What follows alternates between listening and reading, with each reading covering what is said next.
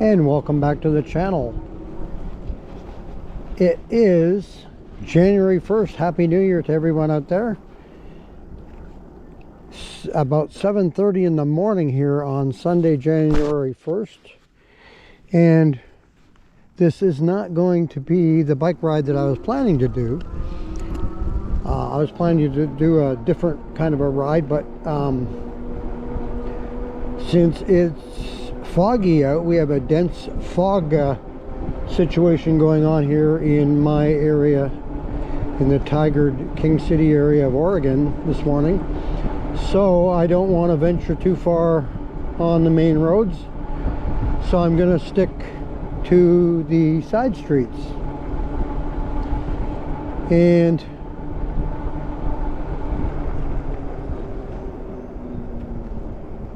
like I say, it's about 7:30 in the morning. We're sitting at 36 degrees here, so a little coolish, but not bad. I mean, there's no wind chill, so it's 36 is 36. I'm creating a little wind as I ride, but that's to be expected. But today, like I say, it's New Year's, and it is creepy quiet out here with the fog. It's almost like I'm in the twilight zone. But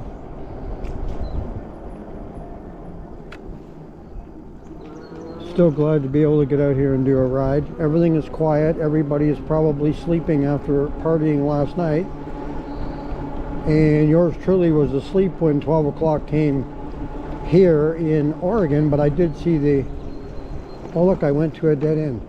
I did see the New York New Year rung in, so I didn't miss out on New Year's. And seeing as I'm actually from Toronto originally, born in Toronto, then I can kind of fall into that category and say, yeah, I was at 9 o'clock my time here, PM. It was 12 o'clock back home, and so I can just say, yeah, it's New Year for me too at that time. So anyway, now it's officially New Year's for both, so it doesn't matter. So I wanted to talk about 2023 and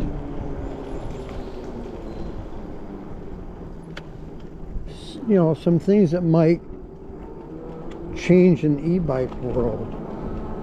I wonder what changes will be around. I mean, I think prices are going to go up, and I've said that before. I think it'll be a big year, bigger than ever. I mean, I think there's going to be a lot of e-bikes out there. Despite the increase in price, I still think it's going to get larger. And one thing that I wonder is, what about an onboard GPS? What if we had an onboard GPS? Like I've got the, right here as I'm pointing to it, the phone mount that I purchased for the bike to put my phone on, which a lot of times I don't put it on there. Especially my new phone, I kind of don't know if I totally trust my $1,300 phone going on there, but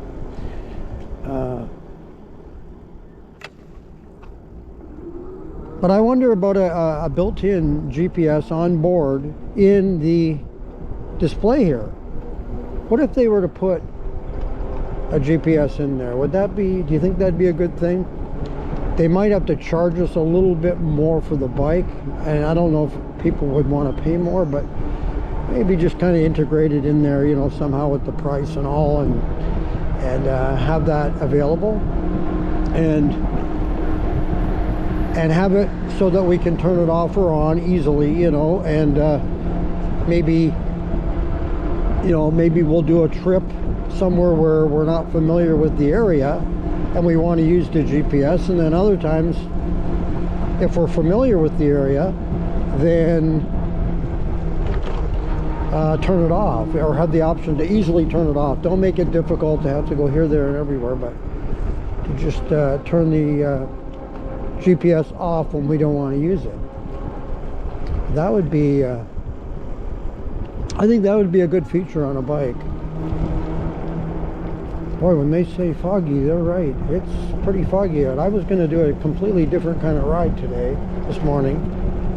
And when I saw this, I thought, you know, I want to probably stay away from, even though I don't think there's going to be that much traffic, I'd like to stay out of the traffic today, at least this morning. This fog warning is supposed to go until at least 11 a.m.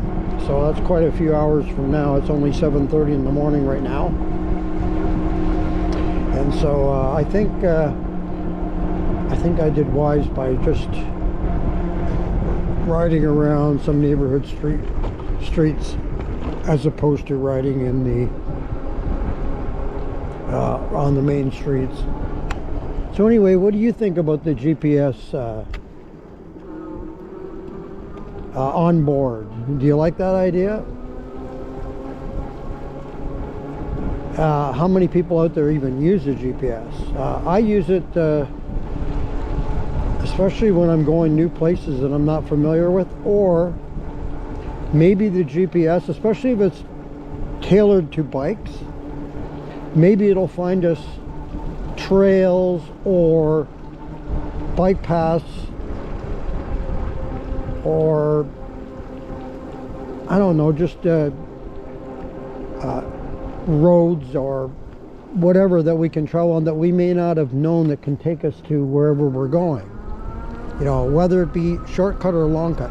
I actually don't mind it taking a little longer to get somewhere if it was more staying away from the traffic.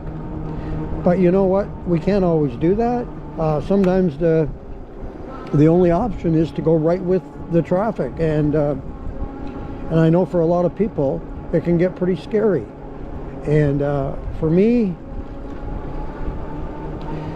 sometimes it depends the time of day. Like sometimes I've done it in rush hour traffic, and you got like a million cars going by you, and it can get a little bit scary there. So having the GPS and maybe having it fine-tuned specifically more for bikes only, you know, and have it integrated into our display here and be able to use it, I think that would be a good feature. And let me know what you think in the comments below on that. Do you like the idea of possibly having an onboard GPS kind of integrated into our display here, so we can navigate where we're going and not have to worry about a phone mount? I don't want to put people out of the business of the phone mounts, because I don't know if everybody uses their phone and has it up here. It's just for GPS. I mean, some people might be playing music or whatever and they want to be able to work it, or they might want to just, I don't know, they might just want to have their phone up there.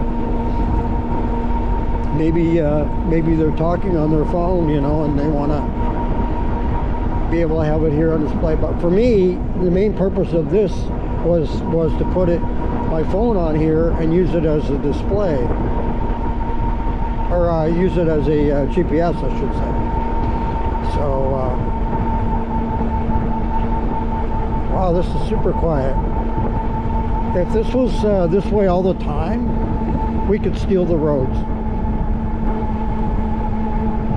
We could steal the roads, and we don't need cars. We just take over the roads ourselves. Wouldn't that be cool? E-bikes only on the road. If they did that though,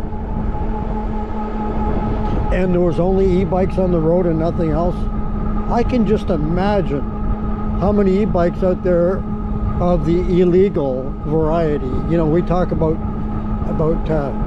illegal bikes and pushing the limits, and even the Grizzly here, some people, you know, are saying, well, that's really pushing the limits. But I think if you had the roads open to bikes only, holy crap, we would have so many illegal bikes on the road, it wouldn't be funny. And we don't want that. We don't need to go 80 miles an hour, you know. I think if you get an e-bike and you get into the 30 or maybe 35 tops, do you really need to go faster than that? I mean, if you do, you may as well just get a motorcycle, I guess, or get an electric motorcycle, or I don't know, or just get it insured, licensed, registered, and just ride it on the road with the cars.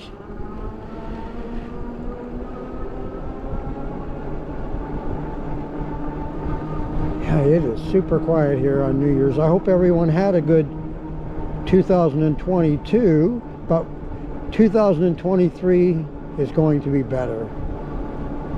I think we're going to have a really good year. When it comes to e-bikes, I think it's going to be a great year. Of course, it's all going to start when I get my, for me personally, when I get my graffiti. Not that the Grizzly is a bad bike or anything, but whenever you have something new coming, you know, there's going to be a honeymoon period with that new bike, and you look forward to it.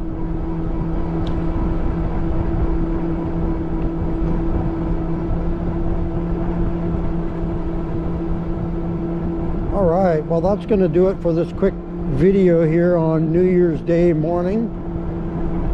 First ride of 2023. Thank you for coming along with me on the ride.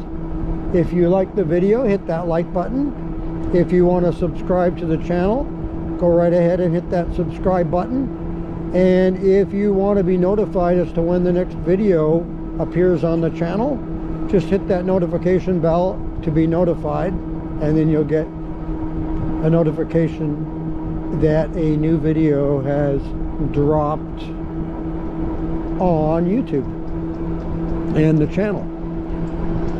So until next time, thank you for joining me this morning on this New Year's Day, and Happy New Year once again to everyone. And until next time,